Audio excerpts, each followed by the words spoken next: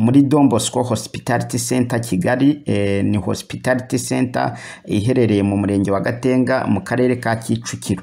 Ni ahantu heza hatekanye kandi wabonera icyo wifuza cyose, haba amafunguro, icyo kunywa, aho kuruhukira mu buryo butandukanye. Mbese ni hoteli y'amahitamo yawe nk'uko tugiye kugenda tubirebera hamwe tubifashijwemo n'ubuyobozi bw'iyi hoteli.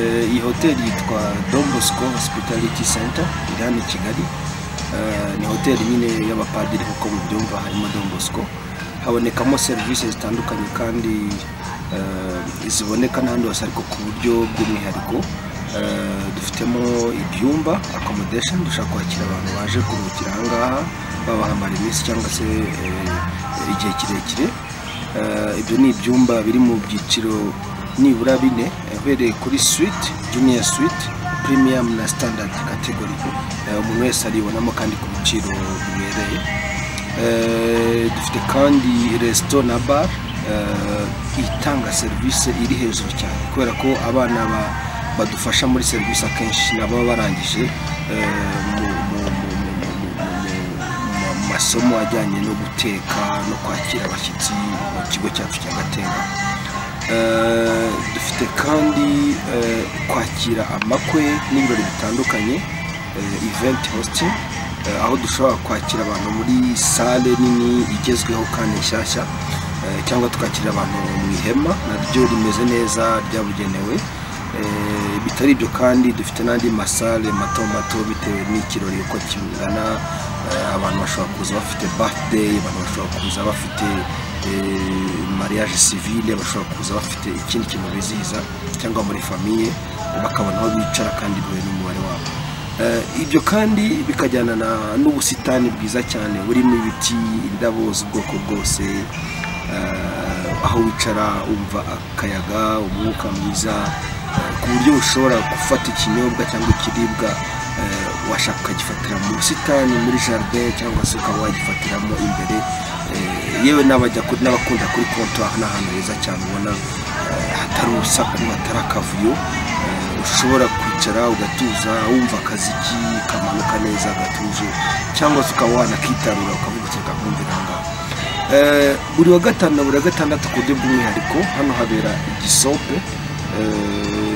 Bimenyerewe nk'igisope ariko ni umuziki n'abantu baba bacuranga live band music, ku buryo wakicara ahantu hose hano muri jardin cyangwa muri hospitality ugakurikira umuziki, ukumva umuziki, ugatangira neza weekend yawe umeze neza cyane. Si ibyo ngibyo gusa biri aha ngaha. Hano dushobora gukora outside catering, abantu bashobora gukenera ko tubashyira ibyo kurya aho bari bakoreye ikirori. Ibyo turabikora ku busabe bw'abakiriya.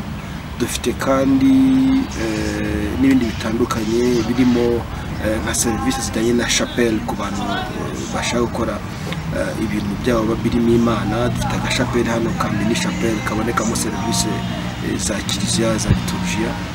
Ibyo nabyo ni ibintu by'umwihariko abantu nyine baba kwa Don Bosco.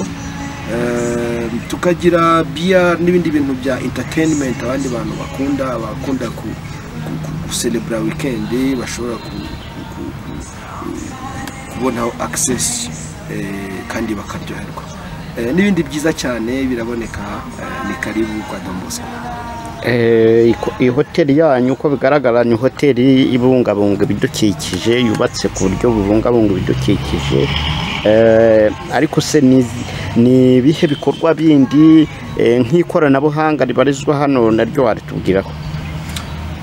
Yego rwose ntabwo twasigaye inyuma mu ikoranabuhanga. Aha ngaha iyo hageze kwa Don Bosco, na mbere yuko hagera ushobora kubona website, site igaragaza ikigo cya Don Bosco cyitwa Hospitality, aho ushobora kwandikamo www.donboscohospitalitycenter.com, ikakwereka amakuru arambuye arenze n'aya ngaya nkubwiye, aho ushobora kubona kategori z'ibyumba, aho ushobora kubona serivisi zihari, aho ushobora no gukora online booking, ukaba wasaba icyumba utiriwe wishyura andi mafaranga menshi cyangwa se utiriwe uva aho uri, ukaba wanahamagara. Ushobora kubonaho nimero ushobora guhamagara kuri reception.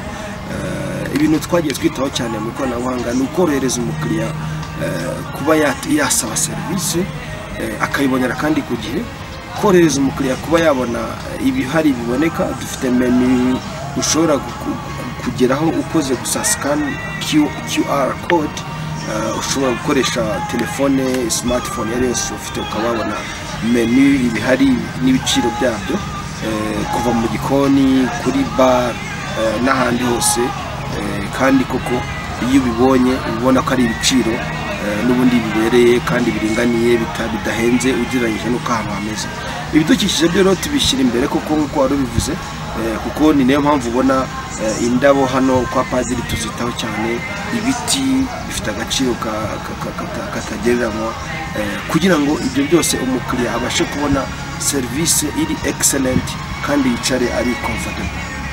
Ikindi nuko hano dufite imbuga nkoranyambaga social media ushobora gukurikiranaho ibera muri Don Bosco Hospitality, uhereye kuri WhatsApp channel, abantu bose bashobora kubonaho rwose nanabashishikariza kuba bayifollowinga.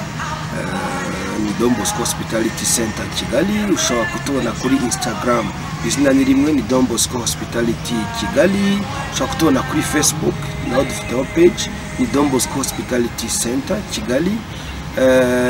Ikindi kandi dufite na YouTube channel ducishaho nyine ibyabaye byose. Nababwiye urugero rwa buri wa gatanu na buri wa gatandatu muri weekend hano tuba dufite live band music.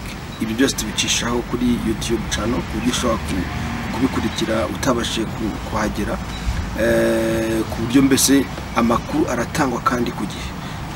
Ikindi nuko usibye kuba wahamagara usaba icyumba cyangwa utanga komande y'icyo kurya mu gikoni, ushobora no gukoresha nyine ya website nababwiye, ukuzuza agafomu kariho ukabukinga, umukiriya akabona serivisi ku gihe kuko ubishinzwe ahita abibona.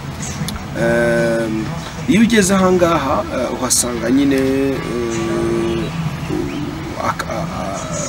QR code ushobora gusikaninga ukaba wabona menu ukoresha telefone yawe. Si ngombwa ngo bakuzanire igipapuro, kubera ko no mu rwego rwo kubungabunga ibidukikije n'ibyo gukoresha impapuro nyinshi twarabigabanyije.